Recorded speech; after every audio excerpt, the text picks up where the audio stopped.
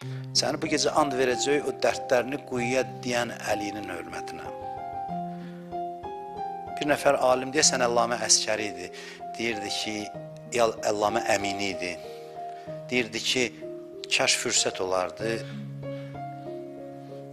nə gecə namazı qılardım, nə kitab yazardım. Çıxardım, gedərdim səhraların, çöllərin birində bir çadır qurardım. Ömrümün axırınacan nə qədər ömrüm var, məzlum Əli deyib ağlayardım. Dərdini quyuya deməyə vadar eləyən nə idi Əlini? Bizim günahlarımız, o dövrdəki insanların günahları.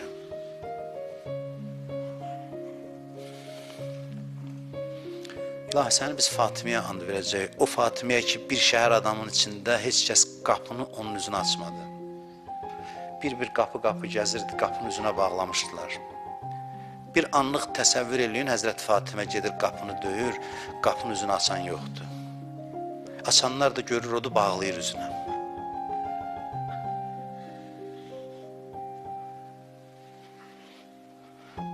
Bütün bunlara səbəb insanların günahları deyil. Bəyən bizim imamımız indi elə vəziyyətdə deyil.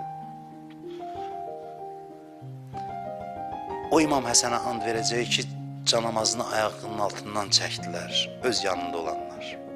Qoymadılar namazını bitirsin. Və axırda mən səni and verirəm İmam Hüseyin əleyhissalamın ən çətin zamanına. Ən çətin zamanı bilirsiniz nə vaxtı? Deyir, və rəcəəl Hüseyin iləl müxəyyəm. Deyir, Hüseyin qayıdırdı çadırlara tərəf, amma fərqli gəlirdi bu dəfə. Əvvəlki kimi gəlmirdi.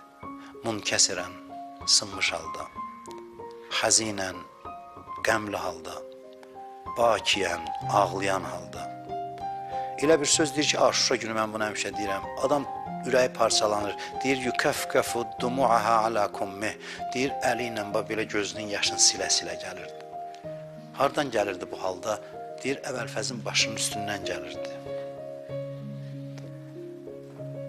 Birinci qızı çıxır qabağına, deyir, Eyni əmmiyəl Əbbas, bəs əmim Əbəlfəsanı tək qayıdırsan.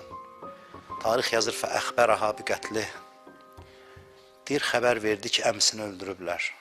Amma demədi, dili gəlmədi. Heç kəsin taqəti yox idi bu sözü eşitsin ki, Əbəlfəzi şəhid eləyiblər. Heç kəsin. Deyir, qayıtdı, gəldi, daxil oldu Həzrət Əbəlfəzin çadırına, çadırın sütununu çıxartdı, oturdu və başladı ağlamağa. Bir də gördü xeymələrdən qızlar gəldi, dövrəyə aldı. Deyir, Həzrət Zeynəb ağlayırdı. Bu da səsim qoşurdu bacısı Zeynəbin səsinə.